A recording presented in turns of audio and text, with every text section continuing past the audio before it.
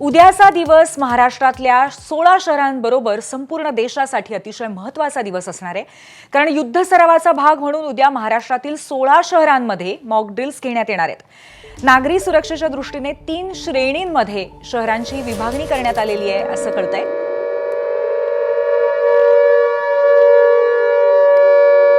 आपले प्रतिनिधी सोमेश कोलगे आपल्याला या संदर्भात अधिक माहिती देतील। सोमेश, उद्याचा दिवस अतिशय महत्त्वाचा आहे, नक्की कशा पद्धतीने विभाजन करण्यात आलेलं आहे संपूर्ण महाराष्ट्रातल्या महत्त्वाच्या जागांचं किंवा जिल्ह्यांचं, आणि त्याचबरोबर आणखीन काय निर्देश आताच्या घडीला देण्यात आलेले आहेत?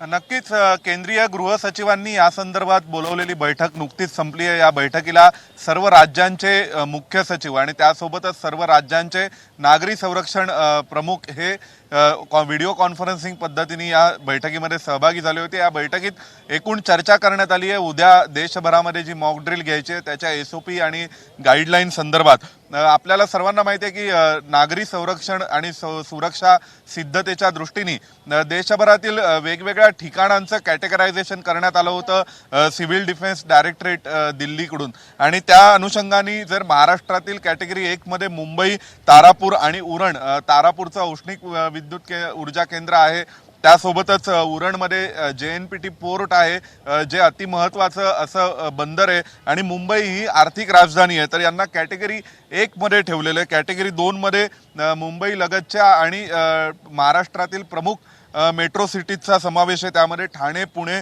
नाशिक, त्यासोबतच जिथे जिथे मिलिटरी आणि याच्याशी संबंधित काही ठिकाण आहेत त्यामध्ये मग रोहा, नागोटणे, धाटावचा समावेश आहे। पेट्रोलियम डेपो ज्या ठिकाणी आहेत तिथे मनमाड, सिन्नर याचा समावेश कॅटेगरी 1 मध्ये करण्यात आलेला आहे। त्यासोबतच थळ आणि पिंपरी चिंचवड जो सैन्य आणि मिलिटरीच्या एस्टॅब्लिशमेंटच्या आस्थापनेच्या आजूबाजूचा भाग आहे त्याचा कॅटेगरी 2 मध्ये समावेश करण्यात आला। आणि त्यानंतर कॅटेगरी 3 मध्ये जे 3 प्रमुख आपल्याकडचे कोस्टल जिल्हे आहेत ज्यामध्ये रायगड, रत्नागिरी, सिंधुदुर्ग आहे, त्यासोबत संभाजीनगर देखील कॅटेगरी 3 मध्ये आहे, आणि भुसावळ जिथे रेल्वेचं सर्वात मोठं जंक्शन आहे, भुसावळ एक रेल्वेच्या संपूर्ण दळणवळणाच्या दृष्टीने महत्त्वाचं ठिकाण आहे। अशा ठिकाणांची यादी आणि ही एकूण ठिकाणं देशभरातील 259 शहरं किंवा जिल्हे आहेत, या सगळ्यामध्ये सिव्हिल डिफेन्सच्या दृष्टीने, नागरी सुरक्षा सिद्धतेच्या दृष्टीने ही